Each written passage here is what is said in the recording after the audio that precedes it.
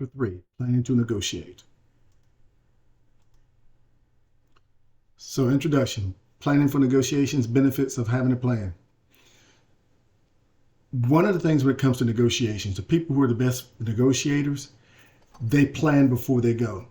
You do your homework, you do your due diligence, and these things happen before you go into a negotiation. Unlike this thing that we got this myth where you hear people talking about, well, I'm a great negotiator and I operate on my gut and I just go in and I make these great deals. That's not true. If most people do not do that, and the people who do that, you're actually talking to someone who's being very foolish, and may believe it that it works, but it doesn't. It's not a good philosophy.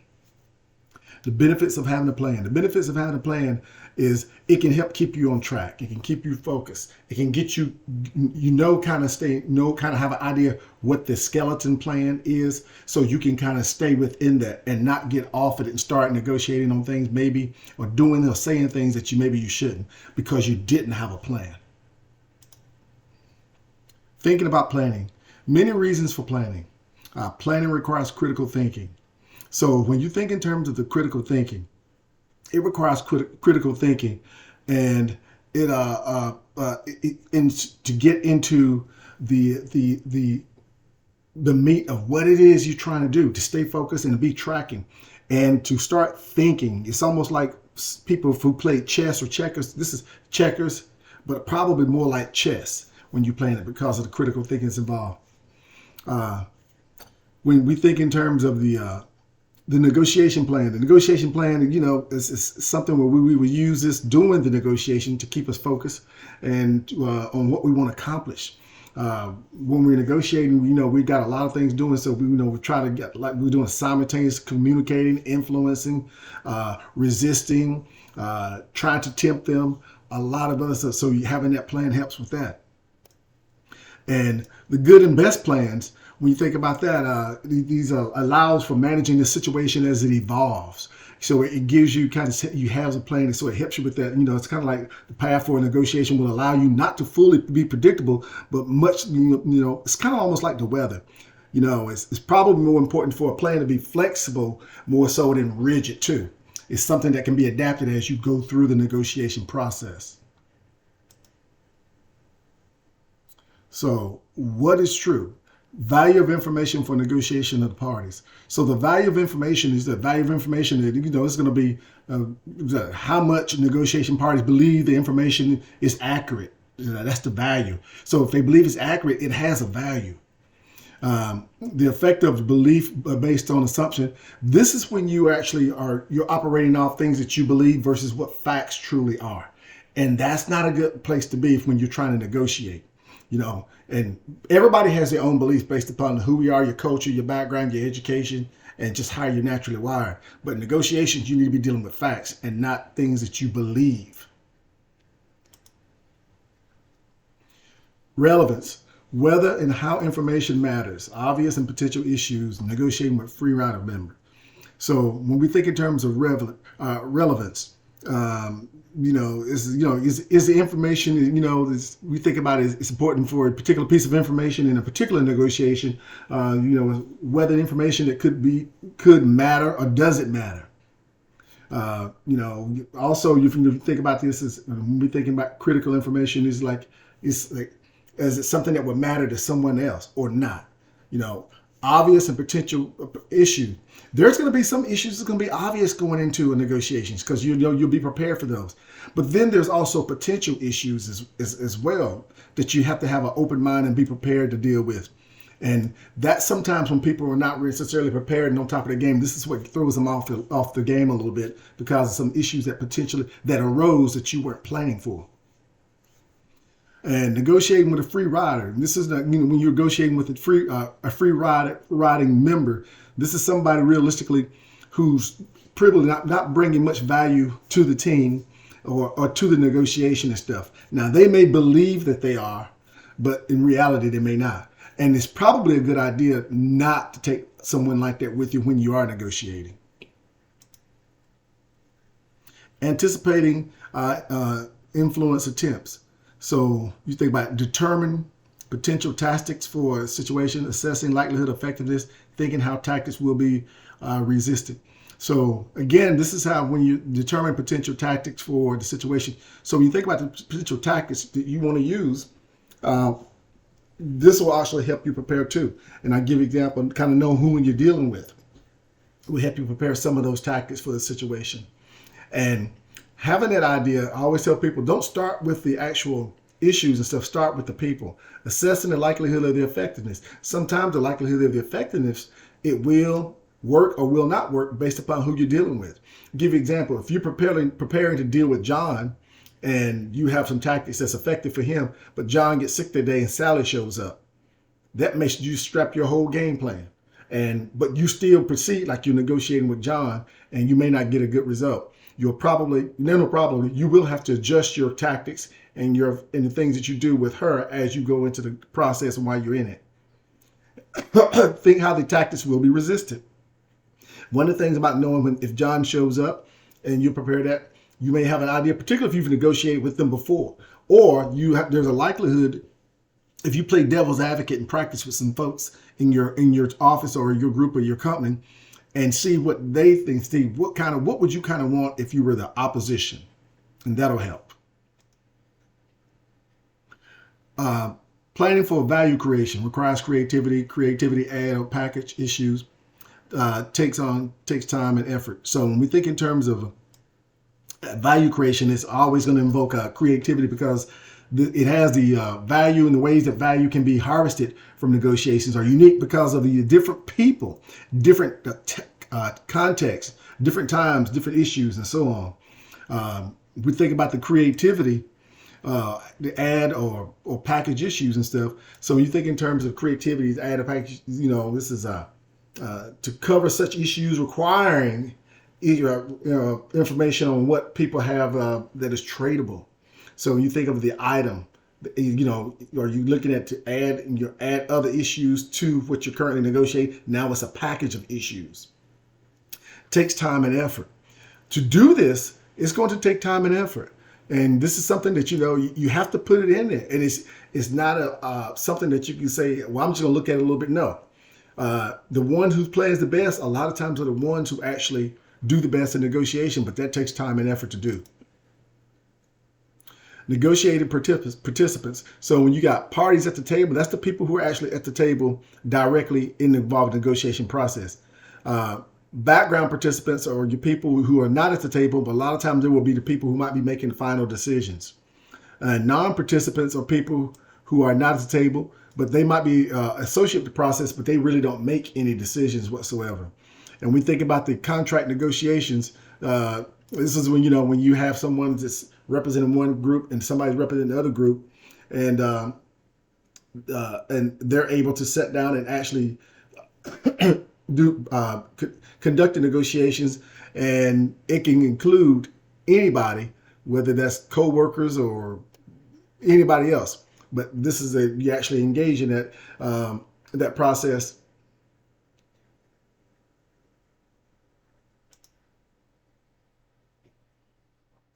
Interest. Knowing the interest of your interest and knowing the other person's interest is vitally important. If you know your interest, but you don't know the other person's interest, you might go in there and you start playing hardball or trying to negotiate on something that doesn't mean anything to them. So you need to know the interest. Anticipate the other's interest. It's knowing that.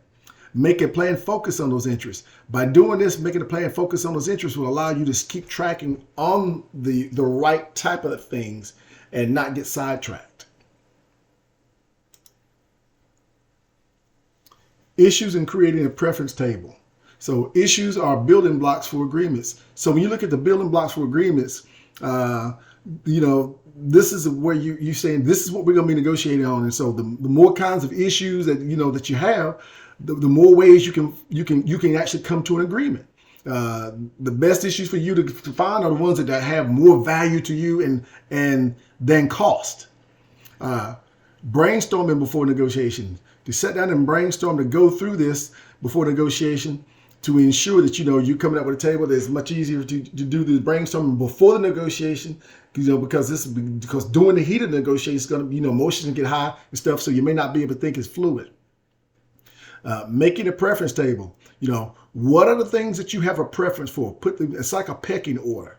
And so that you'll know, kind of like, these are the things that's most important to me. These things are important to me, but these are least important to me. A system to compare the issues.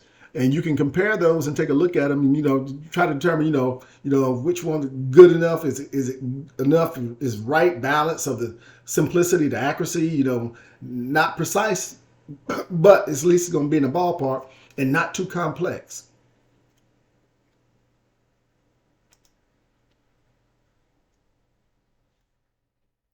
Building a negotiation plan. So issues and creating a preference table. So rank all positions with issues. So know what your positions are with these issues.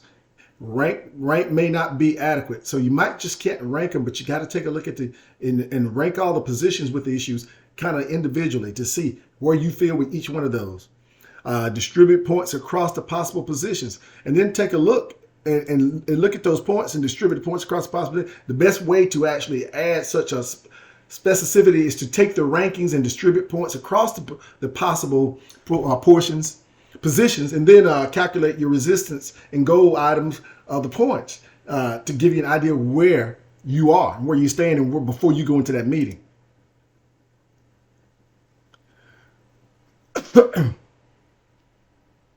So if you look at log rolling, this is when you have issues that's not that important to you, but you might be willing to negotiate and throw them in there, as if they are. Knowing important issues. It's very important to know exactly which issues are most important to you and which ones are least important to you. So you know that you're negotiating and stuff that makes sense for you. I'll give you an example.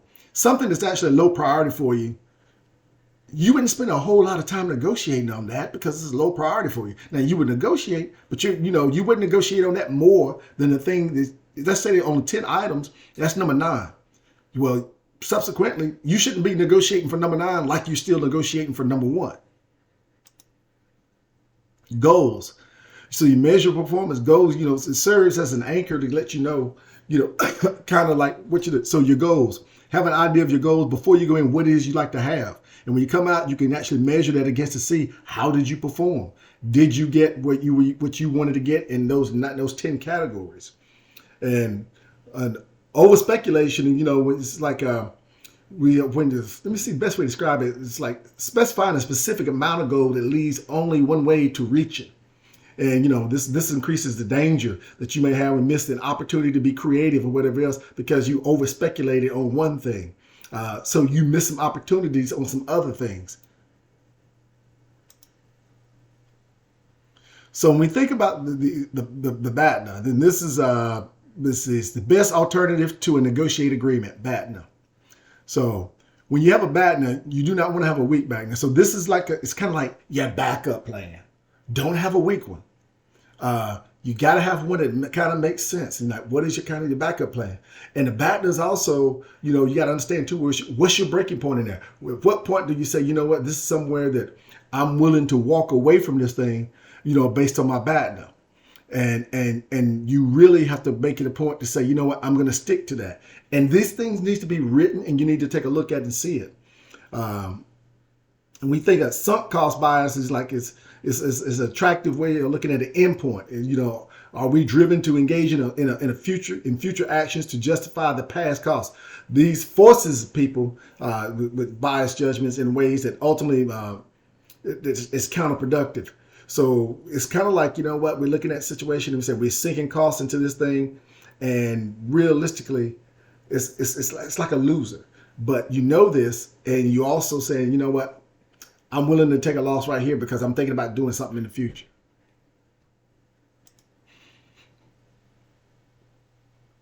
So when we look at these individual and cultural differences, these are something that's very important when you go into negotiations. I always tell folks, you need to start with the people you're negotiating with. What do you know about them before you go into a negotiation? You should know stuff about them before you go in, because the gender. This can impede your ability to influence by changing how you are perceived. Your personality. Some people have different personalities. What if you're a laid back kind of guy, but you go into a group, go and negotiate with somebody who's a pit bull. That could be a problem. Your ability. Certain negotiations are more complex and maybe more difficult for some negotiators to grasp. So you got to look at, do you have the right type of person going in with the ability? Diversity. Diverse negotiators may be assured to have certain preferences and characteristics. So you got to understand if you're dealing. I'll give you an example. If you have white males who are 55 and over that's representing going in to negotiate, and the other group has got primarily females that are under 40. You know, not saying that they can't do it, but you also understand, you see all right there, you see some diversity difference, because one thing, you're not just talking about race, you're talking about gender, but you're talking about generational differences. Emotions, you got to make sure emotions you can run high. You got to be sure that you don't allow emotions to actually impede what it is you're trying to do or interfere with the process. Cultural differences makes a difference. For example, if you're negotiating with someone from a specific country in Africa, and in that country, their custom is you don't extend your hand and shake their hand first. They extend their hand to you. Otherwise, you might offend them. That's something you need to know if you're going to go into negotiations. Approach and tactics. Determine the tactics to be used. Prepare a planning script. Plan for unexpected events. So determine the tactics going to be used. Knowing who you're dealing with and preparing for that, you're going to actually have some tactics. Now, what you're also going to do is you're going to prepare a planning script. You're going to write a script and you're going to plan this thing out to even help you with words that you may be using so that you can make sure that you're hitting the points that you want to hit. And you want to plan for unexpected events. Things will happen in the course of negotiations that you didn't plan for. Don't allow it to throw you off your game. Go into it with the mindset, I am expecting some things to actually be unexpected. Therefore, when they happen, it will not derail the negotiating process or my tactics or my strategy. Prepare a worksheet ahead of time. So when you prepare that worksheet, you actually, remember I said write things down. You're literally writing things down. When you do that, look for the missing gaps in that worksheet. You know, where do I have gaps between the things that I'm asking for? And if you have those missing gaps, then you must address them before you go into the negotiation. Then the worksheet will help keep organized. It'll keep you organized. It's almost kind of like a go-by. Let me use that word. It's like a go-by. The worksheet will help you stay organized and it serves as a go-by to keep you on track. And see, here's an example of one right here. You see the parties. Remember I said start with the people. Who's involved in negotiations? Start with them. Their interests. What are their interests? Right there. What are the issues that you have between you? What are the obvious issues and what are the potential issues you might have to negotiate on? Goals. What are your goals? What is it that you plan to accomplish in there? What are your alternatives? Remember I talked about that backup. What are your alternatives? Individual and cultural difference. You got to take a look at that. For instance, if you have people you negotiate with people primarily from a different culture, a different country, or different generations, things along those lines, you need to know that.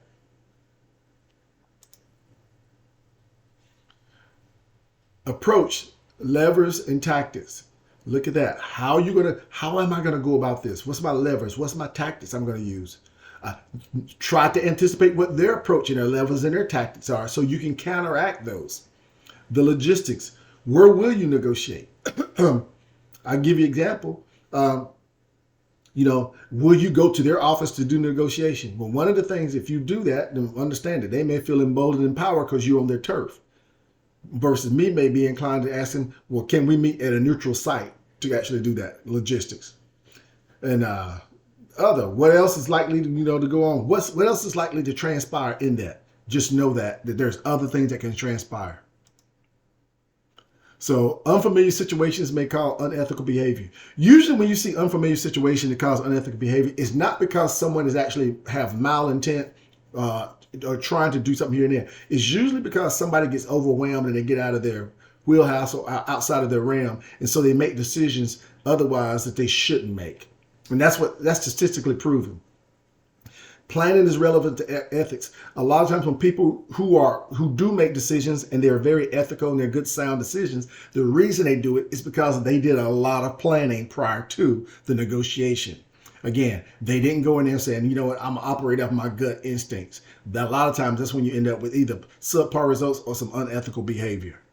That concludes chapter 30.